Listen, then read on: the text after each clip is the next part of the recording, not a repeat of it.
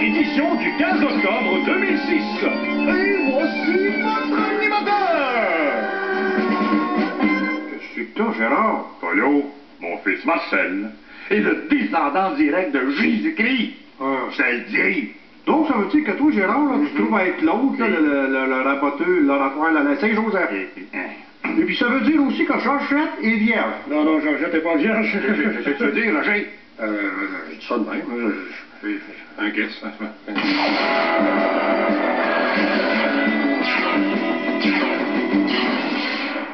Bébé papa. Bien sûr, la nouvelle choc de la semaine, les essais nucléaires en Corée du Nord. Alors l'ONU a fait connaître l'ordre des représailles à l'endroit de ce pays. Premièrement, envoi d'une lettre à Kim Jong-il disant « Arrête ça, il en va ». Ensuite, Jacques Chirac va faire une face fâchée à télévision, Kofi Annan va tenir son souffle, et en dernier recours, les CL-215 vont larguer des épinards, des carottes, et de la salade des États sur la Corée du Nord. Ils ne comprennent pas avec ça. Ouais. En parlant de Corée du Nord, on me dit qu'on a en ligne le représentant de Kim Jong-il. Alors bonjour, monsieur. Et pourtant, maître Bertrand. Bonjour, honorable Gélal. Camilla 2. Qu'est-ce que vous faites là? Vous défendez un dictateur qui a fait l'essai d'une bombe atomique. Bon. C'était juste un essai. Il a essayé pour voir s'il aimerait ça. Vous savez, mon client a eu une enfance malheureuse. À part ça, une petite bombe atomique, ça n'a jamais fait de mal à personne. Mais oui, mais pardon, vous êtes bien sympathique, monsieur Laflaque, mais j'ai la CNN et la BBC qui attendent. You first? OK. Selon une étude, les kilos superflus chez une personne affecteraient sa mémoire. C'est complètement ridicule. Selon une étude, les kilos superflus chez une personne affecteraient sa mémoire. Bon, complètement ridicule. Selon... OK, Gérard, tu l'as lu, celle-là. Ah, excusez. La crise majeure dans le secteur forestier. Entre autres, l'Abitibi Consolidated annonce des pertes de plus de 1000 emplois. Non, ça va vraiment mal dans les scieries. Moi, du moment que le Canadien soit dans les scieries. Il n'y a pas de joke à faire, Polo. Là, est en train de tuer les scieries. C'est ça, des tueurs en Syrie. Après la pause, on reçoit André Wadler. Savais-tu que selon une étude...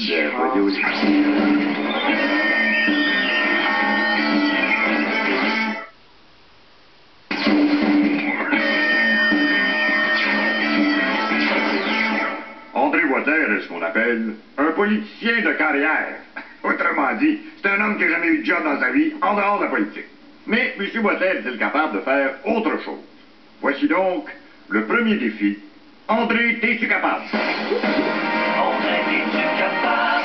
Alors, on le reçoit sans plus attendre. M. André Wadler. Dans le son, monsieur Laflaque. Non, merci. Jamais avant si bière. C'est quel autre petit costume? J'ai aussi un costume d'Indien, de cowboy et de policier, mais ils sont au lavage. OK. Bon, à part ça, ça va bien? Comme les Québécoises et Québécois qui partagent avec moi le désir de traduire dans l'action leurs espoirs et leurs rêves. Je veux qu'on se dote du coffre à outils qui bâtira notre destin. Avec le tournevis de l'excellence, la drille du dépassement. OK, merci beaucoup. Donc, M. Wadler, à part la politique, vous avez jamais travaillé de votre vie? Oh, un instant. J'ai déjà travaillé dans un cinéma. Ah oui? Faisiez quoi? Vendeur de tickets, projectionniste? Mieux que ça, regardez bien. Impressionnant. Ouais. Pour ça, avez-vous déjà eu d'autres jobs? J'ai déjà écrit les messages dans les biscuits chinois, mais je me suis fait renvoyer, mes messages étaient trop longs. Et à cet effet, j'aimerais dire aux Chinoises et Chinois qu'ensemble, nous prendrons le coffre à outils de l'espoir et... Bon, M. Wadler, suivez-moi s'il vous plaît. Vous tripez sur les coffres à outils. Alors, votre défi, êtes-vous capable, cette semaine, consiste à faire un menuisier de vous-même? Et ça, c'est un... marteau. Ah, un marteau. Un marteau, bien oui. sûr, oui. C'est un droitier, j'espère? C'est une blague. OK. C'est fun. Alors, On vous donne du bois, des clous, et vous nous construisez une cabane à oiseaux. Pensez-vous être capable? Monsieur Laflaque, je suis conscient de porter les espoirs de la faune ailée de ce pays et je prends l'engagement personnel de le mener à terme. C'est à un rendez-vous avec l'histoire que je vous convie en acceptant de bâtir un abri. OK. Bon, on vous laisse travailler, là, puis on vient voir le résultat un peu plus tard. Ça permettra aux communautés à plumes de se réaliser.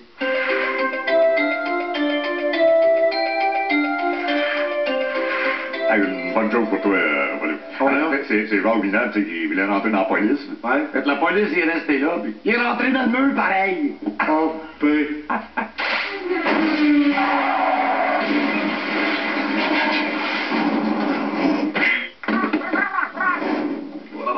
Je ne donnerai jamais assez.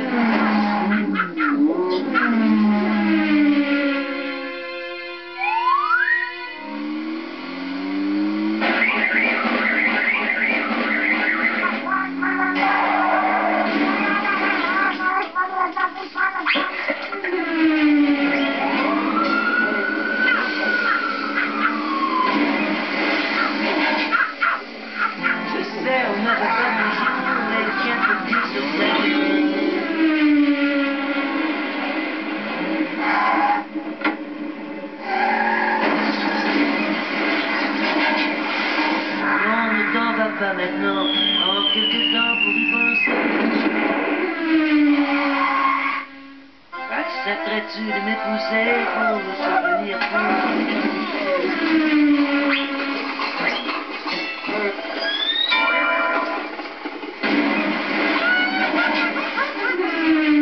Accepterais-tu de m'épouser pour... Monsieur Charest, depuis que vous êtes au pouvoir, là, ça fait une couple de fois que vous revenez sur votre idée de TGV Montréal-New York. Qu'est-ce qui arrive avec ça, là? C'est-tu mort ou bien... Au contraire! Encore la semaine passée, j'ai jasé avec le gouverneur d'État de New York, M. Pataki. Monsieur Pataki. OK. Patapouf et Pataki, Patapouf et Pataki. Hein, vieille. J'ai rien dit. Ouais. Non, mais je peux vous avouer qu'en parlant avec M. Pataki, j'ai, comme on dit, attrapé la folie des grandeurs.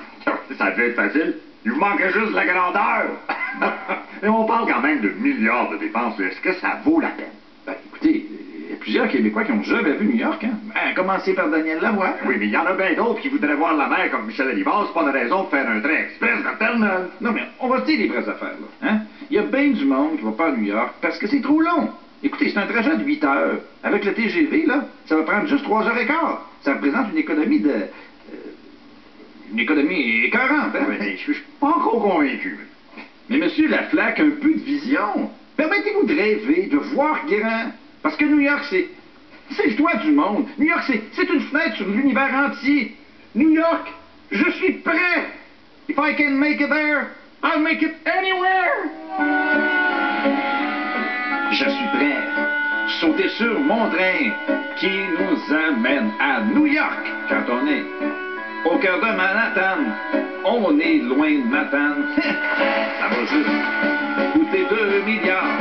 Tous ces argents en bordel. M'a coupé dans les hôpitaux. Eh oui. Ils en ont ben trop. Tu déjeunes à Greenfield Park. Tu dînes sur la 5e avenue. Tu te fais voler à Central Park par le gang de rue.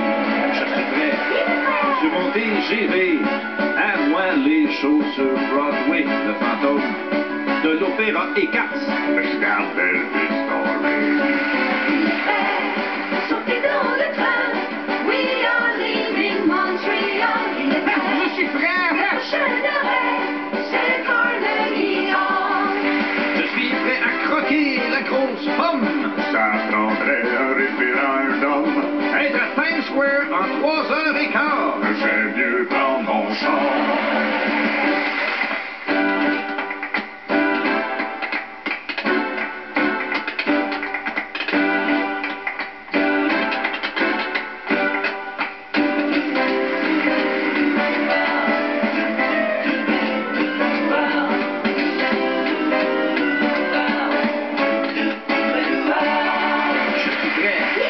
Oui, le TGV, c'est un projet fantastique. On peut-tu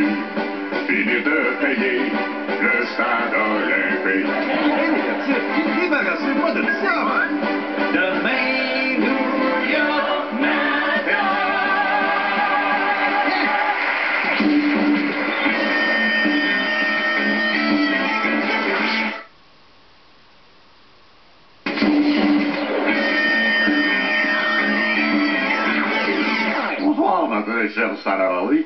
Vous êtes particulièrement en beauté ce soir. Oh, merci, Gérard. Vous savez que les vêtements sont le reflet de la personnalité. Et vous avez une personnalité très petite, plongeante. Ah. Je veux dire, belle.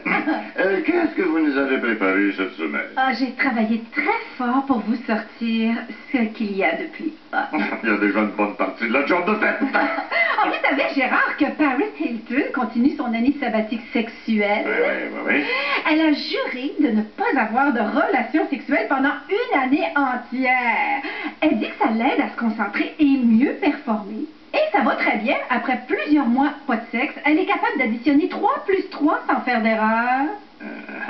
Vous vous souvenez du sein de Lucie Laurier qui a sorti de sa robe pendant une entrevue? Eh bien, il paraît qu'il a vu son ombre et c'est pour ça qu'on en a entendu parler pendant 6 semaines. Oui, c'est 6 semaines.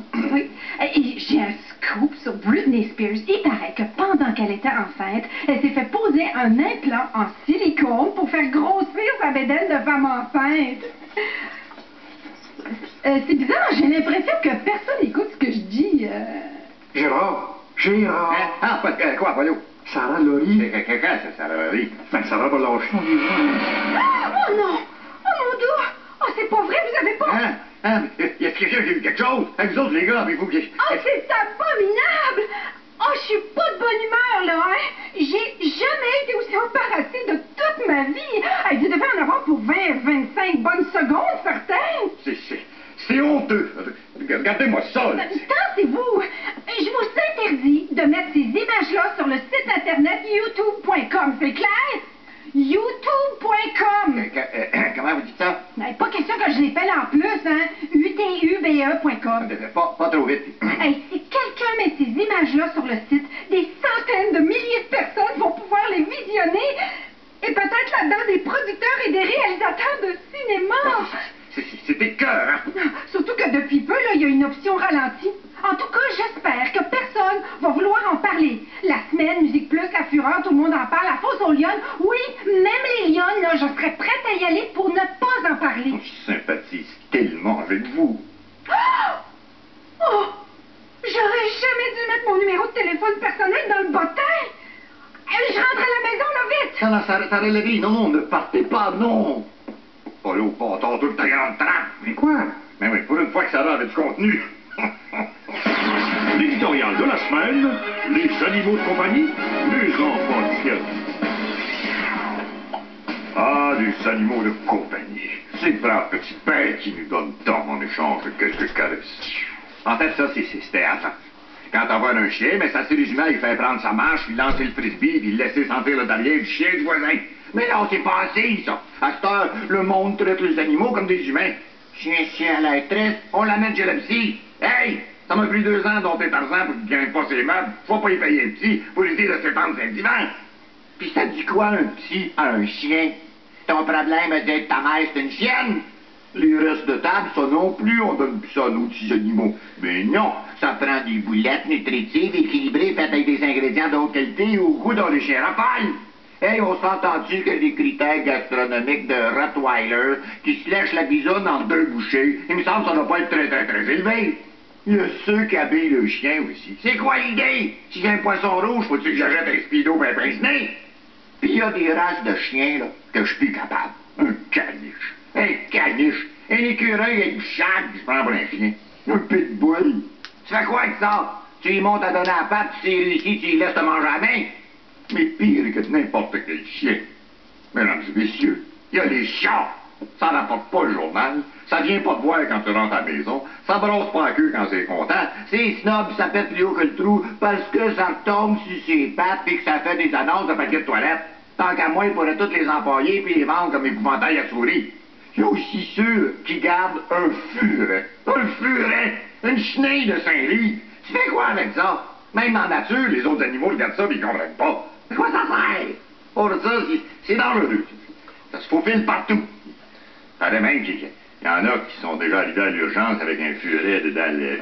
Moi, j'avais entendu parler d'un gars qui est arrivé à l'urgence de même avec un hamster. Aïe, ça a dû faire mal. Ouais, surtout pour sortir la roulette. Bon, donc, faut-tu être malchanceux? s'asseoir par mes gardes sur un hamster. Ah, une chance qu'il n'y avait pas un labrador, le gars. Vas-y. Monsieur. Là-dessus, je vous dis bonsoir et restez là jusqu'à la semaine prochaine. C'est maintenant le temps d'aller voir la cabane à oiseaux de M. Baudelaire. Alors, pour m'aider dans mon travail, je fais appel à un spécialiste de la question, ma perruche. Alors, c'est avec émotion que je vous présente mon œuvre que j'ai pu porter au monde grâce à l'héritage de celles et ceux qui nous ont précédés. Qu'est-ce que c'est ça, mon temps? Hey, Pip, va l'essayer. Va dans l'essayer. Aujourd'hui, M. Laflaque, j'ai posé les fondations d'un projet appelé à se bonifier et à grandir. Et je dis aux oiselles et aux oiseaux, hirondelles et hirondilles, parulines et parulins, que je souhaite que tous ensemble, nous nous investissions dans un projet plus grand que soi, un projet porteur et rassembleur, et grâce à ce coffre à outils duquel nous saurons profiter pour mieux construire le futur.